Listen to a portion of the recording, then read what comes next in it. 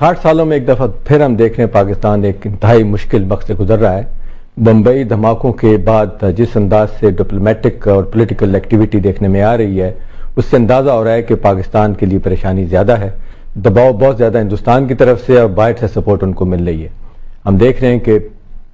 امریکہ کی وزیر خارجہ کونڈالیزا رائس ہو کے گئیں، اس کے بعد برطانیہ کے وزیر اعظم گارڈن براؤن ہو کے گئے، جان کیری سینیٹر جو ہیں وہ ہو کے گئے، اب ہم دیکھ رہے ہیں کہ سویڈن کے وزیر خارجہ اسلام آباد آئے ہوئے ہیں۔ سب ایک ہی بات کر رہے ہیں کہ پاکستان ہر صورت میں ہندوستان کو اپنا تعاون پیش کرے، اور ساتھ ساتھ یہ کہا جا رہا ہے، بلکہ برطانیہ نے تو اوپنلی کہہ دیا ہے کہ یہ دہشت گرد جو پاکستان سے ہو کے گئے تھے ان کے ٹھکانے پاکستان میں ہیں، ان کو ڈسمینٹل کیا جائے، ان کی پوری سپورٹ ہندوستان کو دی جائے۔ دوسری طرف پاکستان مسلسل یہ کہہ رہا ہے کہ جب تک ہمیں ثبوت نہیں دیے جائیں گے ہم کچھ نہیں کر پائیں گے، لیکن ساتھ ساتھ ہم کنسیڈ بھی کے چلے جا رہے ہیں۔ اب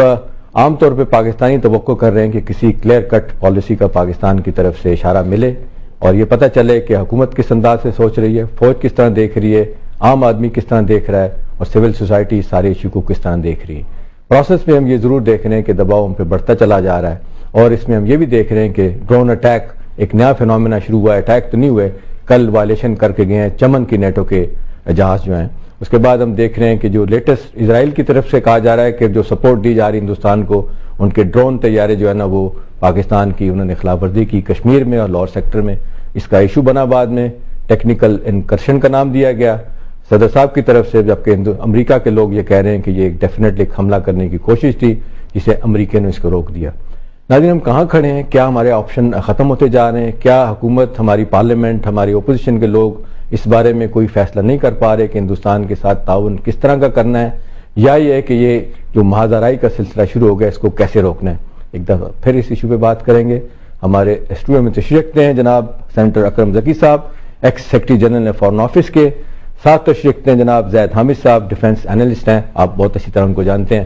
جی ذکی صاحب، سب سے پہلے آپ کی طرف آتا ہوں، میں پوچھنا یہ چاہوں گا کہ کیا ہمارے آپشنز ختم ہوتے جا رہے ہیں؟ کیا ہمارے پاس ڈپلومیٹک سطح پہ، پارلیمنٹ کے سطح پہ کوئی ایسی چیز نہیں رہ گئی کہ ہندوستان کی باتوں کا جواب دیا جا سکے؟ آج دیکھیں پرنام مکھرجی، ان کے جو وزیر خارجہ ہیں، انہوں نے کہا ہے کہ پاکستان کے اندر دہشت گردی کے ٹھکانے موجود ہیں۔ ان کے وزیر دفاع نے بھی اس طرح کا بیان دیا ہے کہ پاکستان باتیں نہ کرے، عملی طور پہ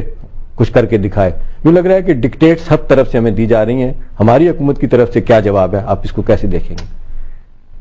بات یہ ہے جی کہ پہلا سوال میرے ذہن میں اٹھتا ہے کہ کیا پاکستان میں اس وقت کوئی حکومت ہے؟ کیونکہ حکومت وہ ہوتی ہے جو ملک کے معاملات پہ بالکل چوکنا ہو کر اس کے تحفظ کے لیے ہوشیار ہو کر ایک منصوبہ بندی بھی کرتی ہے، اور جو اس کے اوپر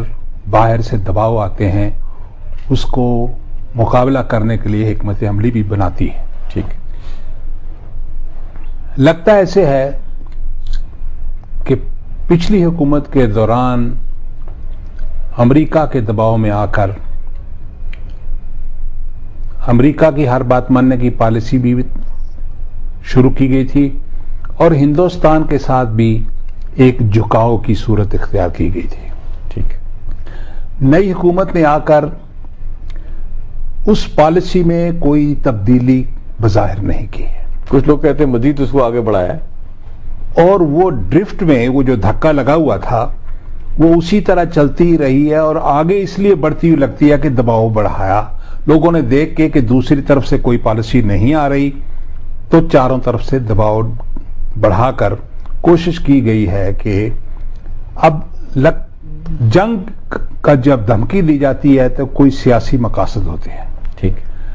اور اگر وہ حاصل نہ ہوں تو اس کے لیے پھر جنگ تک لوگ چلے جاتے ہیں اور قربانی دینی پڑتی ہے۔ جنگ میں ایسے کوئی آسان کام نہیں، ٹھیک، لیکن اگر دھمکی سے ہی معاملات طے ہو جائیں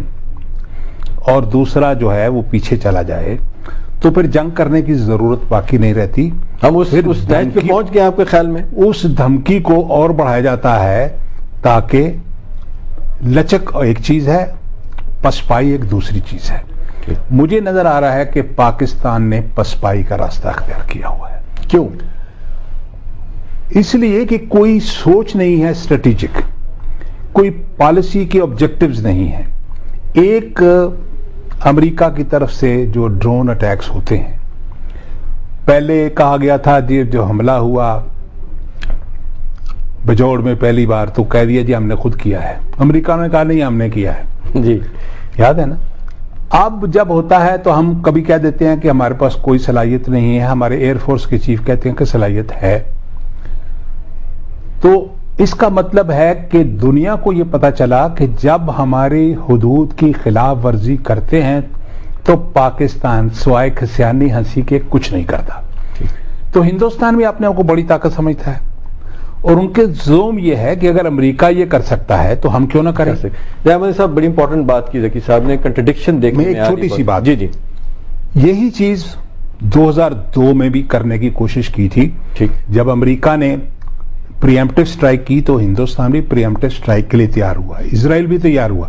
اسرائیل نے یاسر عرفات کے گھر تک توپیں ڈگاڑی، ٹھیک، لیکن ان کو بارڈر سے آگے آنے کی ضرورت نہیں ہوئی کیونکہ ہمارا نیوکلیئر ڈاکٹرن بڑے واضح تھا۔ اب ہمارے نیوکلیئر ڈاکٹرن کو بھی کمزور کر دیا گیا ہے، فرسٹ پریمپٹیو اور اب اس لیے وہ زیادہ سمجھتے ہیں کہ لمیٹڈ وار وہ کر سکتے ہیں، انکرشنز کر سکتے ہیں، ایئر پروبنگ کر سکتے ہیں، اور اگر چانس ملے تو حملہ بھی کر سکتے ہیں۔ نان فرسٹ یوز کی جو بات کی اس سے بھی لوگ بڑے پریشان میں کہتا ہوں بہت ہی حماقت کی بات تھی، کیونکہ ہمارا تو ڈاکٹرن یہ تھا کہ ہم نے بنایا اس لیے ہے کہ ان کو کنونشنل ہم سے فوقیت حاصل ہے اور اس کو روکنے، اور نیٹو کا بھی یہی ڈاکٹرن تھا، ٹھیک، تو اس کو جب ہم نے کرنا ہی نہیں تو ہم نے کیوں بنایا؟ احمد صاحب یہ کنٹرڈکشن ہم دیکھ رہے ہیں بہت زیادہ ہماری پالیسی میں، گورنمنٹ میں، فوج میں اور انٹیلیجنس ایجنسیز میں،